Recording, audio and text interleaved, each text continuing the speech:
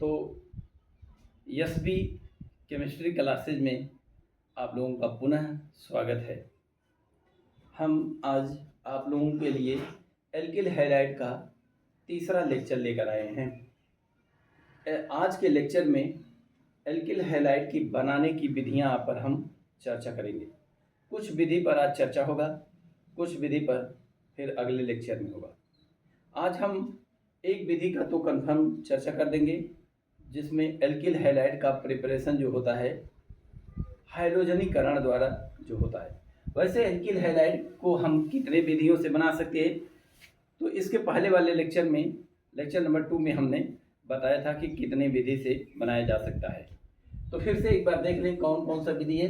हालांकि एक एक विधि पर हम चर्चा करते हुए चलते हैं और उसी पर आप लोग, अगर कोई डाउट रहे, बीच में कोई कन्फ्यूजन रहे, किसी चीज़ के बारे में पूछना रहे, तो आप कमेंट करके बीच में पूछ सकते हैं। कमेंट देंगे, उसका जवाब आपको मिल जाएगा। तो एल्किल हैलाइड बनाने की विधि।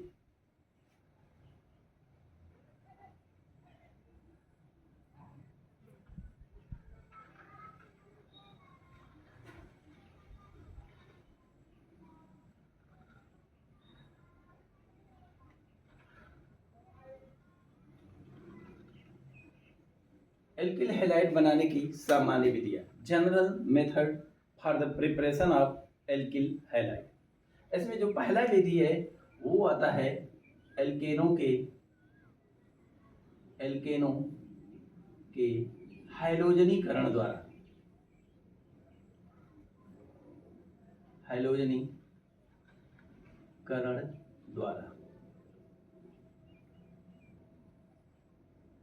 एल्केनों के हाइड्रोजनीकरण by the hydrogenation of alkene. तो ये एक विधि है जिसके द्वारा हम एल्किल हैलाइड बनाते हैं। इस विधि में सबसे पहले तो हम जानेंगे आखिर एल्केन होता क्या है। एल्केन के बारे में हमने बताया था, एल्केन वे सभी होते हैं। एल्केन का सामान्य सूत्र CnH2n+2 होता है। मतलब ये हुआ कि जितने कार्बन, ये n बराबर कार्बन की संख्या, जितना कार्बन है उसका 2 गुना से 2 अधिक हाइड्रोजन रहता है तो एल्केन होता है। एल्केन की यही सबसे अच्छी पहचान है। हम कोई एल्केन लेंगे और उसी का हाइड्रोजनीकरण कराएंगे। इसकी खास बात क्या है कि एल्केन की क्रिया हाइड्रोजन के साथ कराते हैं और एल्किल हैलाइड मिल जाता है। एल्किल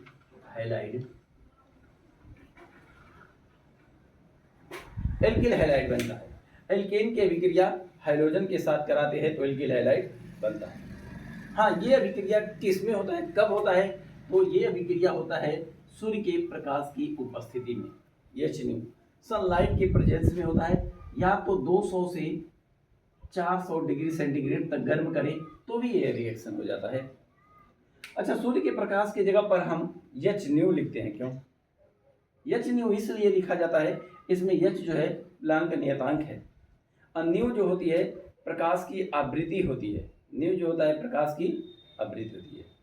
तो HNU का क्या मतलब है? सूर्य का प्रकाश जो होता है सतत न होकर के असतत होता है, छोटे छोटे कणों के रूप में, पैकेट के रूप में चलता है। ये प्लांक का क्वांटम सिद्धांत कहता है। प्लांक का क्वांटम सिद्धांत जब पढ़ेंगे, फिजिक्स का सेकेंड पार्ट में आएगा, तो उसमें बताएगा कि सूर्य का प्रकाश सतत न होकर असतत होता है। असतत का मतलब क्या? एक सीधी रेखा नहीं, बल्कि छोटे छोटे कणों से मिलकर बना होता है। और इन कणों की एक एक कणों को हम कहते हैं फोटान। एक एक कण को कहते हैं फोटान। अब फोटान की अपनी ऊर्जा होती है। इस फोटान की ऊर्जा HNU के बराबर होती है।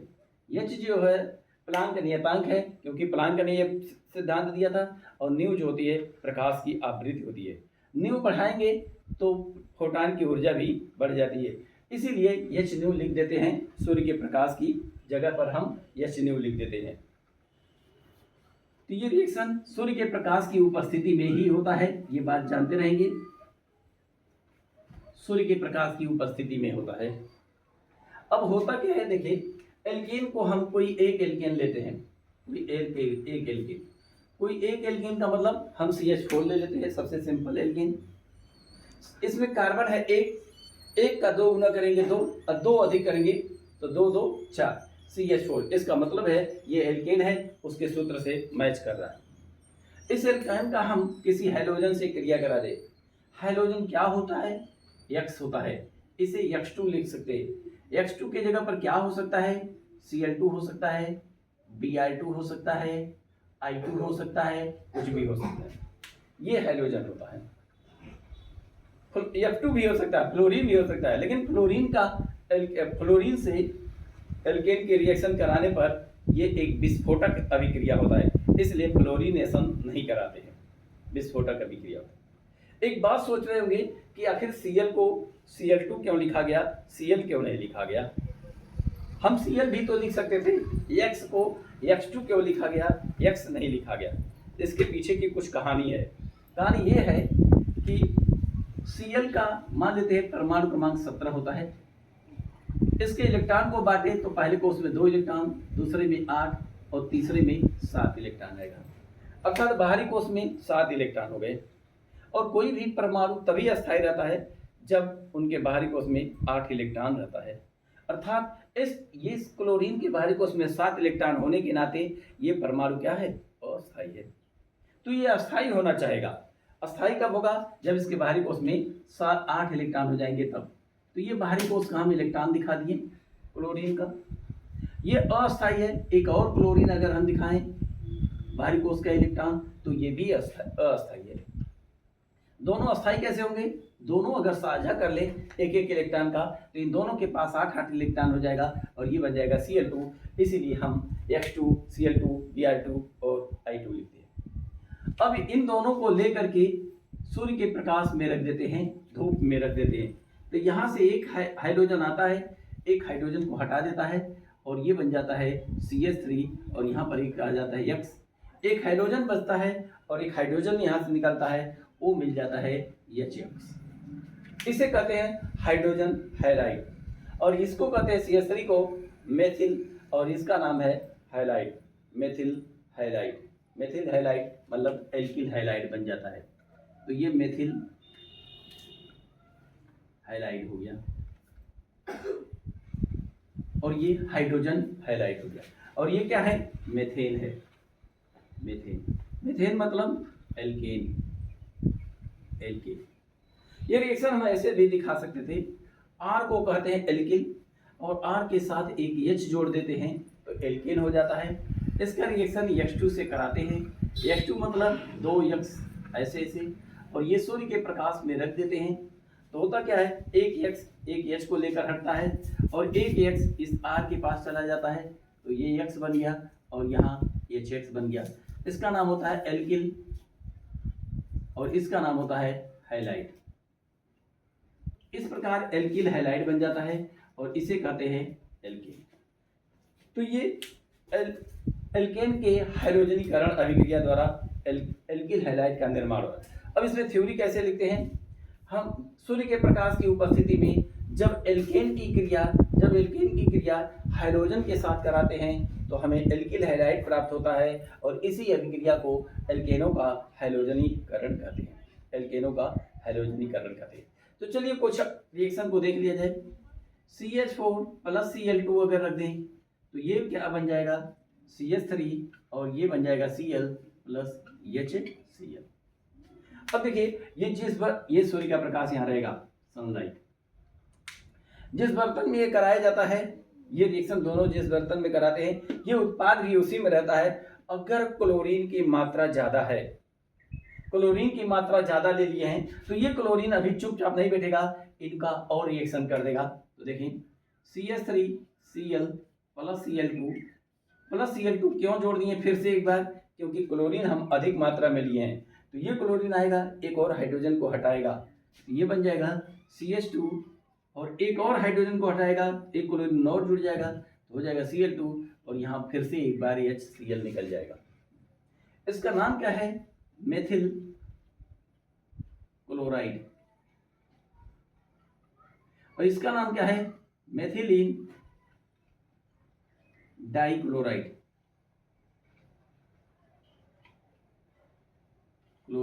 Methylene dichloride. हालांकि इसका आईयूपीएसी नाम क्या होगा, क्लोरो, एक कार्बन है तो मीथेन। इसका क्या नाम होगा, डाइक्लोरो, एक कार्बन है तो मीथेन, डाइक्लोरो मीथेन। अभी भी क्लोरीन अगर एक्सेस मात्रा में है तो ये रिएक्शन अभी भी रुकने वाला नहीं है और आगे बढ़ जाएगा, CH2Cl2 प्लस Cl2 HNu, तो ये हो जाएगा। एक और क्लोरीन एक और हाइड्रोजन को हटाएगा तो CH बचेगा और 3 क्लोरीन हो जाएगा, CH3, एक हाइड्रोजन प्लस एक Cl, ये Cl बन जाएगा। इसका यूपीसी नाम हो जाएगा 3 क्लोरीन के नाते ट्राइक्लोरो, एक कार्बन के नाते मीथेन, ट्राइक्लोरो मीथेन। हालांकि इसका पॉपुलर नेम, साधारण नेम जो होता है, बड़ा पॉपुलर नेम होता है, इसका नाम है क्लोरोफार्म, क्लोरोफार्म। क्लोरोफार्म एक निश्चेतक गैस होता है, एक जिसको सुंघा दिया जाता है तो थोड़ी देर के लिए बेहोश हो जाता है, क्लोरोफार्म। और ये केमिस्ट्री में पूछा जाता है, क्लोरोफार्म बनाने की कोई एक रासायनिक समीकरण दीजिए, तो ये भी विधि एक है जिसमें क्लोरोफार्म बनाया जाता है। हालांकि क्लोरोफार्म हम लोग आगे चैप्टर में हम लोग इसके बारे में डिटेल पढ़ेंगे। अभी क्लोरीन एक्सेस मात्रा में है तो अभी रिएक्शन रुकने वाला नहीं है। अगर Cl2 और है तो ये क्या करेगा, एक Cl एक H को फिर से हटाएगा और सारे H हट जाएंगे और Cl की संख्या हो जाएगी CCl4 प्लस HCl। इसका नाम, इसका साधारण नाम होता है कार्बन, और ये है 4 क्लोरीन तो टेट्रा क्लोराइड है। कार्बन टेट्राक्लोराइड, कार्बन टेट्राक्लोराइड को अग्निशामक गैस भी कहते हैं, फायर एक्सटिंग्विशर कहते हैं, अग्निशामक। अग्निशामक गैस क्या होता है, जो आग को बुझाने वाला गैस होता है उसी को अग्निशामक गैस कहते हैं। वो जो गाड़ी में और ऑफिस में लाल लाल ड्रम में भरा रहता है और खूंटी में लटकाया रहता है, उसी में कार्बन टेट्राक्लोराइड भरा होता है। जब कहीं आग लग जाता है तो उसे खींच करके पाइप वहां पर दिखा देते हैं, वो कार्बन टेट्राक्लोराइड जहां जहां जाता है वहां आग को बुझाता जाता है, तो ये अग्निशामक गैस होता है। अभी भी अगर रिएक्शन कराना चाहें तो CCl4 प्लस Cl2, तो अब कोई H हटने वाला नहीं है, कोई रिएक्शन नहीं होगा, नो रिएक्शन। ये इस प्रकार से एल्किल हैलाइड बनाने की एक विधि है, एल्किल हैलाइड बनाने की एक विधि है। अब इसमें होता क्या है कि हमें बनाना है मेथिल क्लोराइड, ये तो बन गया इतना, तो हम क्लोरीन की मात्रा को नियंत्रित करके अपने ऐच्छिक उत्पाद को प्राप्त कर सकते हैं। क्लोरीन की मात्रा नियंत्रित कर दें, एक ही अणु क्लोरीन का डालें तो हमें रिएक्शन यहीं पर रुक जाएगा, यहीं मिल जाएगा। आगे क्लोरीन की मात्रा बढ़ाते रहें जिस हिसाब से, उस हिसाब से हमें ऐच्छिक उत्पाद मिलता रहता है। अब हम चलते हैं क्लोरीनीकरण, इस अभिक्रिया को क्लोरीनीकरण भी कहते हैं, एल्केन का क्लोरीनीकरण, क्योंकि क्लोरीन से करा रहे हैं। इसी प्रकार अगर ब्रोमीन से रिएक्शन कराते तो सेम ऐसे ही रिएक्शन होता, बस इसका नाम बन जाता, यहाँ Bi2 रहता, इसका नाम बन जाता मेथिल ब्रोमाइड, मेथिलीन डाइब्रोमाइड हो जाता। क्लोरोफार्म के जगह पे ब्रोमोफार्म हो जाता है, कार्बन टेट्रा ब्रोमाइड हो जाता। अगर ब्रोमीन से अभिक्रिया कराते तो ब्रोमीन से अभिक्रिया कराते तो इसका नाम भी ब्रोमीनीकरण होता, ब्रोमीनीकरण होता है। अच्छा, क्लोरीनीकरण और ब्रोमीनीकरण में कुछ अंतर भी है? नहीं, कुछ अंतर नहीं है, बस इतना अंतर है कि क्लोरीनीकरण की अभिक्रिया का वेग तेज होगा और ब्रोमीनीकरण थोड़ा धीमे वेग से होगा, उसकी स्पीड थोड़ा कम होती है। अब जो होता है आयोडीनीकरण एक आता है, इसको हम देखते हैं।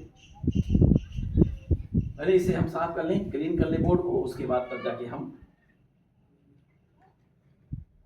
वीडियो को पॉज करके नोट बनाते रहेंगे, क्योंकि अपने हाथ का बनाया हुआ नोट सबसे बेस्ट नोट माना जाता है।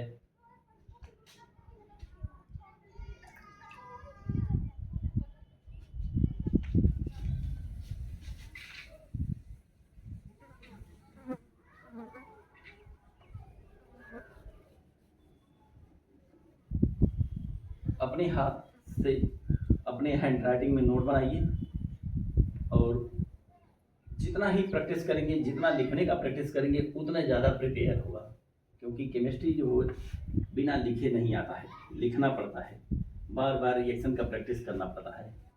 इसमें बोर्ड परीक्षा में इसका क्वेश्चन कैसे पूछा जाएगा, तो ऐसे पूछ सकता है कि एल्किल हैलाइड बनाने की किसी एक रासायनिक समीकरण को लिखें या कोई एक विधि लिखें। एल्किल हैलाइड बनाने की कोई एक विधि लिखें, ऐसा पूछा जाता है।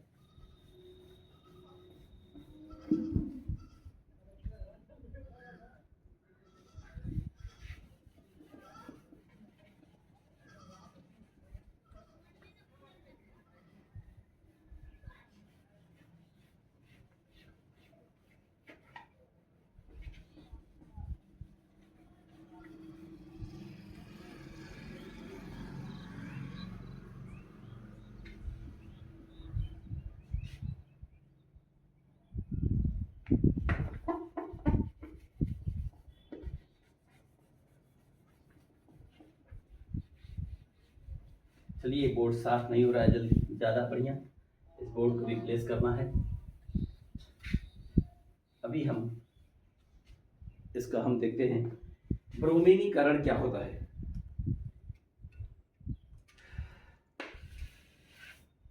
तो देखें, CH4 का अगर रिएक्शन हम Br2 से करा दें in the presence of sunlight, तो ये बन जाएगा CH3Br प्लस HBr। इस अभिक्रिया को हम कहेंगे ब्रोमीनीकरण। ये अभिक्रिया क्लोरीनीकरण के समान ही होता है, बस अंतर यह होता है इसका स्पीड थोड़ा कम होता है। इसी प्रकार हम आते हैं आयोडीन से क्रिया कराते हैं, तो इसे अभिक्रिया को आयोडीनीकरण कहते हैं। जैसे CH4 plus I2 in the presence of sunlight, यहाँ से एक I आया, एक H को हटाया, CH3I बन गया और ये HI बन गया। आयोडीनीकरण अभिक्रिया एक उत्क्रमणीय अभिक्रिया होती है। ये कौन सी अभिक्रिया है? उत्क्रमणीय। ऐसा क्यों होता है? उत्क्रमणी का चिन्ह ऐसे दिखाया जाता है। तो एल्केन का आयोडीनीकरण कराते हैं तो हमें एल्किल आयोडाइड मिलता है और हाइड्रोजन आयोडाइड मिलता है। हाइड्रोजन आयोडाइड एक प्रबल अपचायक होता है। यहाँ पर लिख सकते हैं HI एक प्रबल अपचायक होता है।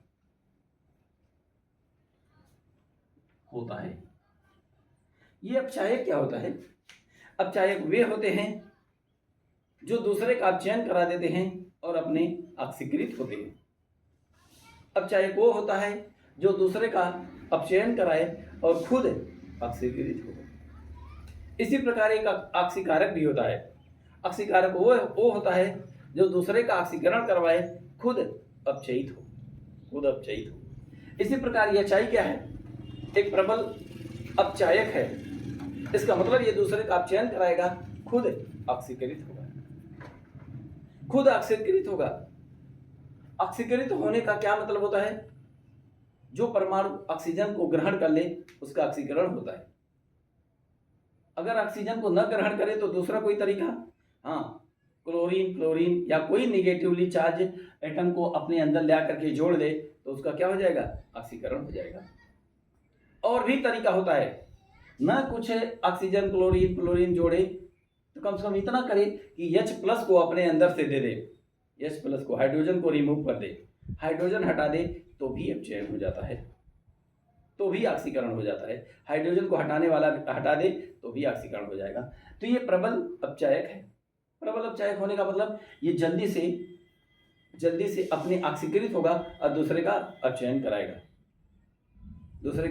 कराएगा और अपने ऑक्सीकृत होगा। अपने ऑक्सीकृत होगा मतलब H को हटाएगा, जितना जल्दी उतना जल्दी ऑक्सीकृत होगा ये, और जितना जल्दी H हटाएगा तुरंत ये H इसके पास जाएगा और इसके पास जाएगा तो C से जुड़ करके CH3 बन जाएगा। तो इसका क्या हो जाएगा? अपचयन हो जाएगा। जिससे H जुड़ जाए उसका अपचयन, जिससे कोई ऋण आवेश निकल जाए उसका भी अपचयन। तो ये आएगा यहाँ पर और ये इससे जुड़ जाएगा और I बाहर निकल जाएगा यहाँ से, तो I इसके पास जुड़ जाएगा। कुल मिला जुला करके जहाँ से आया था वहीं पर पहुँच जाएगा। यह अभिक्रिया कैसी होती है? उत्क्रमणीय होती है। जिस बर्तन में इसे दोनों ले करके गर्म किया जाता है उसी बर्तन में CH3I बनता है, HI बनता है, फिर ये दोनों मिल करके यही दोनों फिर से बना लेते हैं। अब फिर ये दोनों मिलते हैं, मतलब ये बनता और बिगड़ता रहता है और ये दोनों दिशा में चलती रहती है, इसीलिए इसे उत्क्रमणीय अभिक्रिया कहा गया। तो कब एक दिशा में यह अभिक्रिया होगा? कब एक दिशा में, तो ये प्रबल अपचायक है, प्रबल अपचायक है। इसके साथ कोई प्रबल आक्सीकारक ला दे, प्रबल आक्सीकारक, तो इनको रोक लेगा। एक प्रबल अपचायक और एक प्रबल आक्सीकारक अपने में रिएक्शन कर लेंगे और ये अपना सुरक्षित बचा रहेगा। प्रबल अपचायक होता है, अतः एल्केन का आयोडीनीकरण एक उत्क्रमणीय अभिक्रिया होती है, अभिक्रिया है, एक उत्क्रमणीय अभिक्रिया है। तो हमें तो चाहिए CH3I मिलना, तो कैसे प्राप्त करेंगे जब उत्क्रमणीय है, बार बार बिगड़ जाएगा, बन जाएगा। तो इसके लिए हमें एक प्रबल आक्सीकारक चाहिए। तो लिखते हैं क्या, प्रबल आक्सीकारक की उपस्थित में यह अभिक्रिया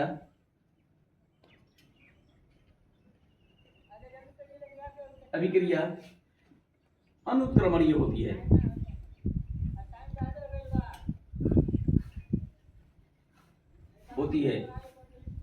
अनुत्क्रमणीय होती है। और अनुत्क्रमणीय जब होगा तो एल्किल आयोडाइड हमें मिल जाएगा। प्रबल आक्सीकारक कौन होता है, प्रबल आक्सीकारक जो होता है HNO3 भी हो सकता है या HiO3 हाइड्रोजन आयोडिक अम्ल, तो ये भी प्रबल आक्सीकारक, ये दोनों। अब अगर इस रिएक्शन को हम इनके उपस्थिति में करा दें तब CH4 + I2 तीर के ऊपर लगा दें HiO3, तो हमें मिल जाएगा CH3I मिल जाएगा और प्लस HI।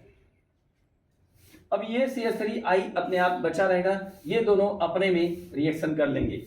इन दोनों का रिएक्शन भी अगर देखना चाहते हैं तो देख सकते हैं, देखें HiO3 + HI इक्वल टू बन जाता है I2 + H2O, ये 3H2O बनता है और यहाँ 3 गुना 6 हाइड्रोजन हो जाएगा।